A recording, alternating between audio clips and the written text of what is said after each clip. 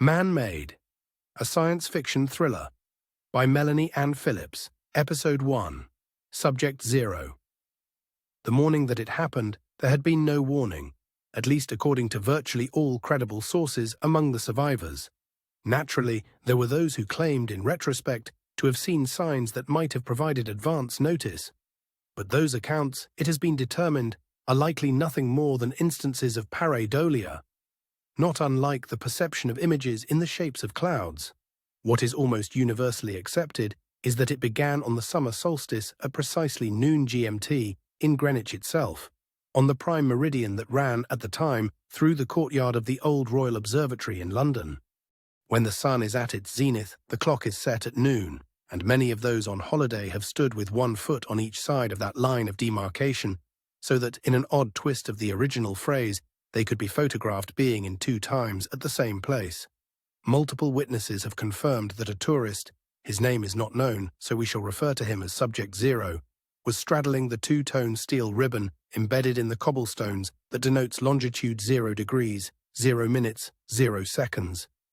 And it was at that exact moment when our star reached the apogee of its arc across the sky that it occurred.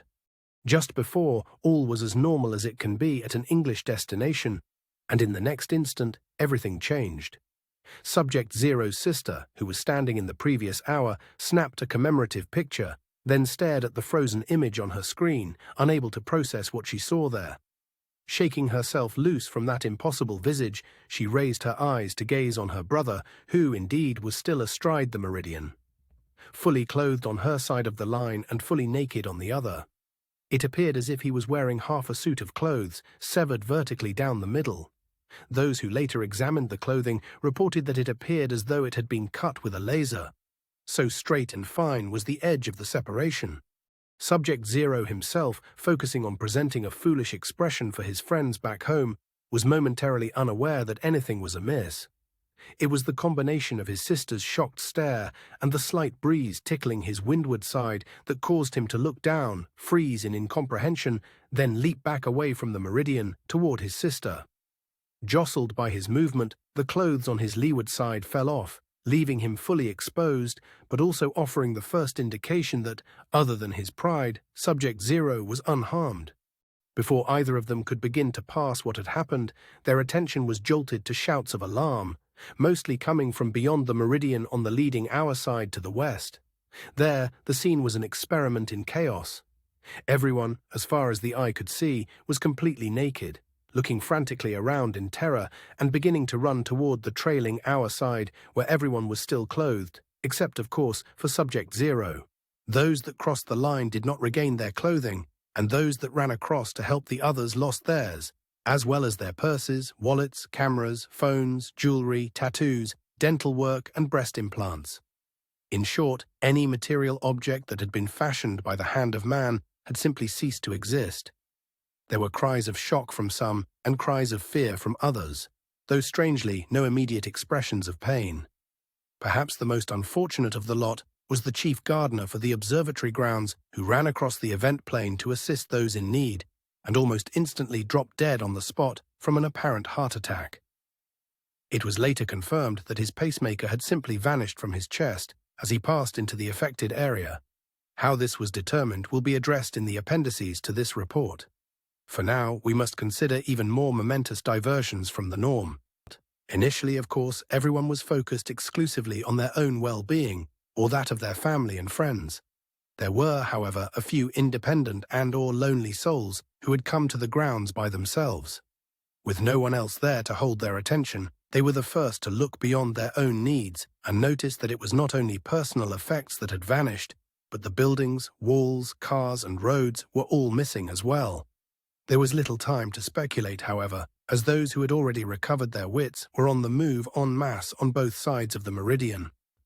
The terrified throngs on the event side of the line rushed forward like stampeding cattle, seeking refuge among those whom they could see on the trailing side who were still in the world as it always had been. They were almost mindlessly driven to seek protection or a reconnection with their kin who were frantically waving them on, or, for those who were more forward-looking, by the concern that whatever had happened was just the beginning of something even worse. Regardless of their motivations, they charged forward, but with the pavement missing as well as their shoes, many of them fell in front of the frenzied crowd as they stepped on sharp rocks, or tripped on stones, or hobbled themselves in gopher and moleholes that had lain under the road unseen. As they fell, they were overrun by the mob behind them, and in short order the multitude was swarming over the growing human breakwater, to the horror of those whose loved ones were near the bottom of the writhing heap. Those on the normal side now saw the tsunami of humanity press forward. The first to project the likely outcome began to back away from the line, then turned and ran toward their cars, which had been parked in the overflow lot. Mostly, attracted by the commotion around them, others made the connection as well, and soon there was a second wave also crashing over anyone who fell before them, no longer considering themselves more fortunate than the terrified souls in the oncoming crush of naked bodies behind them. At some point the slowest of the clothed were overcome by the fastest of the naked. Those with tendencies toward hypochondria worried that the afflicted might be contagious and tried to beat them back with cameras, purses, and all the other accessories they possessed that might be repurposed as weapons against those who had lost theirs.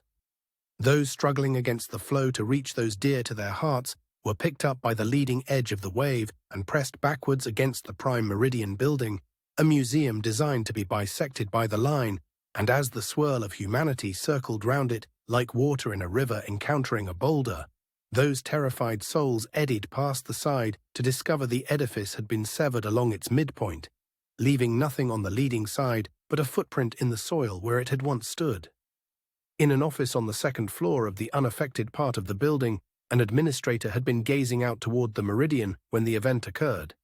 He had turned away in disbelief, shaken his head, then returned his gaze to discover that everything was still missing. Finding his voice, he had called to his associates who joined him at the window and verified what he was seeing. Being this troubled modern age, the first assumption was that it had been some sort of terrorist attack, and so a previously choreographed plan was initiated by the designated safety officer for the building. While one clerk ran to lock the door, another called the nearest constabulary to report the incident. Receiving no signal and realizing the phone service may have been disrupted in the area of the damage, she entered the secondary contact number, which went to a station on the untouched side. Naturally, the officer on the other end of the call assumed it to be a prank, sternly threatened arrest, and hung up. Soon, however, a flood of additional calls prompted him to send a car to investigate whatever it was. This radio traffic was monitored by a local news crew and reported to their station, which dispatched an already airborne helicopter to provide live video. Outside, the crowd moved on, primarily toward the parking lot and the associated public transportation connections, where some had already started their cars and sped at a dangerous pace toward the exit. Perhaps 24 vehicles made it out before the first collision occurred, which prompted several more in succession until the path was blocked completely. Some tenacious drivers chose to set off across the lawns and over curbs in order to connect with the open road, while others raced around in circles looking for a way home. Due to their state of mind, a number of those running for their own cars were struck, and some even killed on the spot. One naked man from the event side arrived at his car only to realize he no longer had his keys. Of the score of cars that had gained the road, roughly half had their homes or accommodations on the normal side of the line and sped off toward them. The other half, realizing they might no longer have a place to stay, called relatives to arrange refuge, soon discovering no connection to any numbers toward the west, but reaching their startled relations toward the east. A few escapees set off cross-country on foot to put as much distance as they could between themselves and what had just happened. Others simply crumpled to the ground, too shaken and dispirited to do anything further to help themselves. Above, the news helicopter buzzed onto the scene, banking to linger on set shots of the chaos to be used in the upcoming live broadcast, before flying on toward the Prime Meridian building that early reports coming into the station identified as ground zero of the disturbance. Turning sharply to set up a reveal shot for the switch to broadcast, the eye in the sky flew just above tree level toward the historic monument from the east side, rising up above it at the last minute until the full expanse of the disaster could be seen stretching out toward the horizon. The landscape looked much as it must have millennia ago, rolling hills, some wooded, and the Thames winding its way to the sea. Across the expanse, hundreds of naked people were running or crawling or wandering aimlessly. The news crew, though hardened by years of covering devastating situations, was stunned into silence and, without thinking, powered on right past the building and over the Meridian line. As it passed, the helicopter and all the gear inside were simply erased as they crossed the event plane.